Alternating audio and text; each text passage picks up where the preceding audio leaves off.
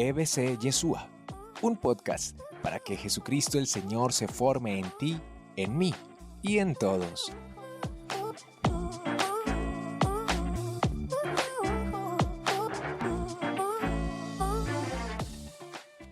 Hablar del Espíritu de Dios necesariamente se conoce es por lo que hace, por lo que hace. Por eso todos los nombres del Espíritu Santo se refieren es a lo que hace, porque de por sí decir espíritu es como, bueno, y como qué es el espíritu, como con qué se coge, como cómo se delimita, como dígame bien qué es, a ver, cómo es el bisturí, cómo se define, no. Todo lo que se habla del Espíritu Santo es en imágenes de lo que hace. Por ejemplo, imágenes como el fuego. Una de las imágenes que representa el Espíritu de Dios es el fuego.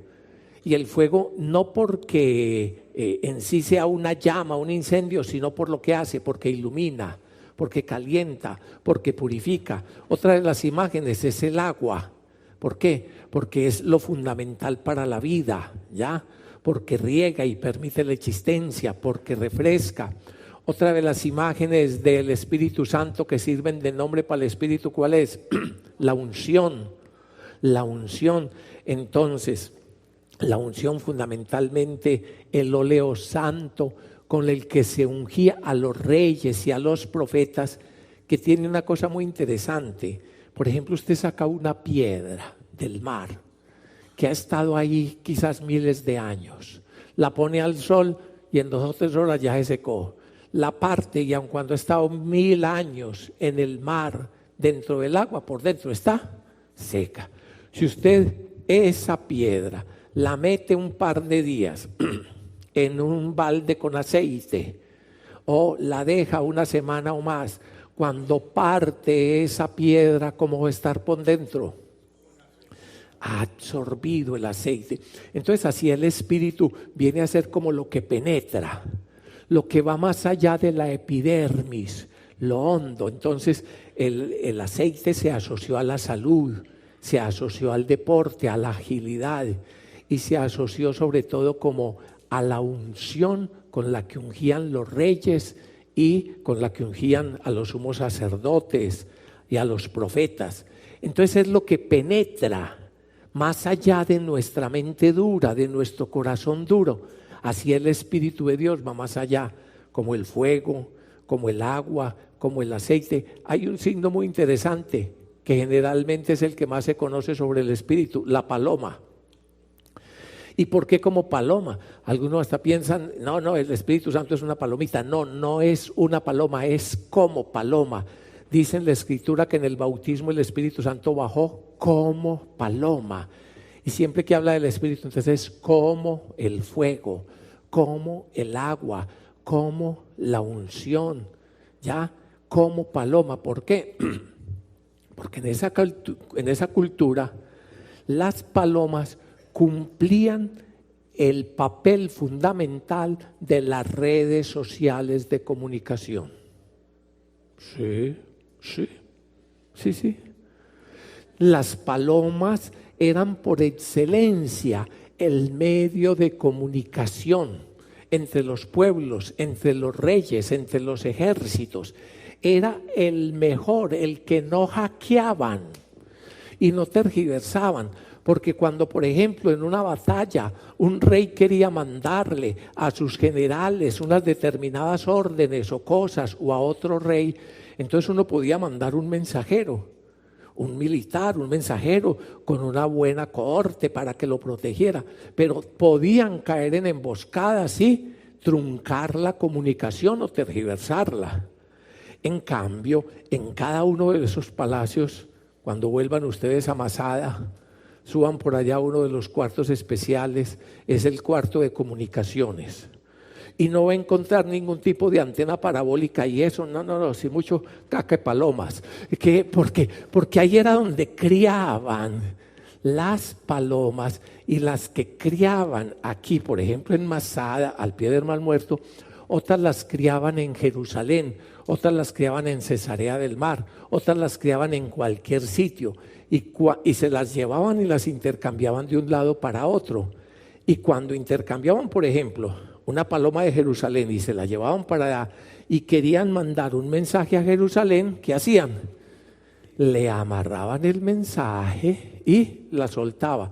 ¿Y para dónde iba la paloma? Para su casa.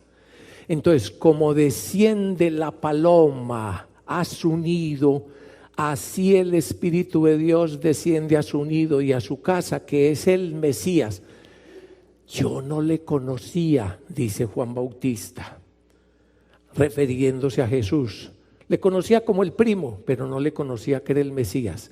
Pero aquel que me envió a bautizar me dijo, aquel sobre quien veas que baja el Espíritu y permanece sobre él y se queda sobre él como en su casa, ese es el que tiene el Espíritu sin medida, aquel que es el Mesías. Bueno, hay muchas imágenes. Quedémonos con esto. Hablar de Espíritu Santo es hablar de Dios. ¿Por qué es tan importante y por qué lo llamamos el don de los dones? Porque es Dios mismo. Dios mismo que quiere venir y que va a venir y que está en nuestro corazón. Oiga lo que dice el Evangelio según San Juan. Capítulo 14. En esta época no solo se lee Hechos de los Apóstoles, los Hechos del Espíritu Santo, sino que se lee el Evangelio según San Juan. Y el Evangelio según San Juan nos va mostrando quién es Jesús, la puerta, el buen pastor, el camino, la verdad y la vida. Y poco a poco, en medio de su discurso de despedida, se va centrando en el don de los dones.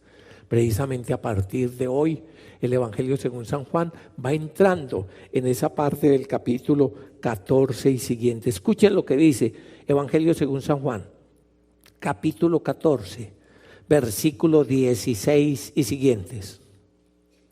Yo pediré al Padre y Él os dará otro paráclito para que esté con vosotros para siempre. El Espíritu de la verdad, a quien el mundo no puede recibir porque no le ve ni le conoce. Pero vosotros le conocéis porque mora con vosotros. No os dejaré huérfanos, volveré a vosotros. Fíjense en cosas como estas. Fíjense en la mención de la Trinidad. Dice Jesús, yo, Él, Jesucristo, pediré ¿a quién? Al Padre Dios, a su Padre, al Padre eterno. ¿Y Él nos dará qué? El Espíritu Santo, el Paráclito. Si se dan cuenta de la mención de la Trinidad, ustedes en la Escritura no van a encontrar tratados dogmáticos, tratados doctrinales, sino que conforme a la mentalidad judía práctica que les decía, va a hablar es de lo que hace y cómo lo hace. Por ejemplo, aquí está tan clara la acción de la Santísima Trinidad. Entonces, Jesús, el Mesías, va a pedir ¿a quién? Al Padre, para que derrame ¿quién? El Espíritu Santo. ¿Sí ven la Trinidad? Y eso es todo lo que hay en la Sagrada Escritura. En el Antiguo Testamento se sabía que el Espíritu de Dios se iba a derramar en la plenitud de los tiempos por la obra del Mesías. Que la obra fundamental del Mesías, digámoslo así, consta de dos cosas. Dos cosas consta la obra del Mesías. Primero, el perdón de los pecados. La amnistía que Dios da sobre los pecados, el perdón. Y segundo, el don, entregar el don del Espíritu Santo. Así se puede resumir la obra de nuestro Señor Jesucristo. La obra de nuestro Señor Jesucristo, lo que acabamos de celebrar en la Pascua. Acabamos de celebrar el misterio pascual que primero perdona nuestros pecados. Es el Goel, el Redentor, a través de quien Dios da la amnistía general para todos los hombres. Su nombre es Yeshua, Yahvé salvando, perdonando pecados. Pero no solo perdona pecados, sino que ¿saben qué más hace? Derrama el Espíritu Santo. Para que me entiendan, esto hay que entenderlo. Esto es lo que nos hace cristianos. Miren, En el Antiguo Testamento hay un momento que es el momento culmen del Antiguo Testamento. La cima espiritual del Antiguo Testamento está en el profeta Jeremías, en el capítulo 31, verso 31 y siguientes.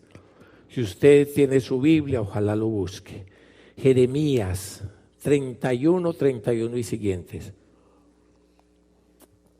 Y le voy a hacer la historia corta.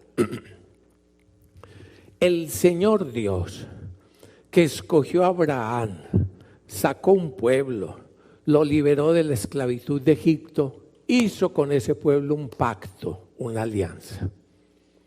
Le entregó su alianza y Dios se comprometió a ser su Dios que libera, guía y enseña y cuida a ese pueblo, y ese pueblo se comprometió a vivir conforme a la ley de Dios. En eso consistió el pacto o la alianza. ¿Me siguen o ya se perdieron? ¿Me siguen? Esa entrega de la alianza en el Sinaí es lo que se llama Pentecostés judío, el Shavuot o la fiesta judía. La liberación de la esclavitud de Egipto es lo que se llama Pesach o Pascua. Todas nuestras experiencias cristianas hunden sus raíces en el Antiguo Testamento. En el Antiguo Testamento como imagen y adelanto de lo que va a ser la plenitud en Cristo. El Señor pues que libera a ese pueblo por la Pascua y lo lleva, y al cabo de 50 días en el monte Sinaí sella la alianza y le entrega las tablas de la ley. Pero resulta que ese pacto que hizo Dios con su pueblo, ¿qué pasó? El pueblo tantas veces fue infiel. Tantas veces fue infiel.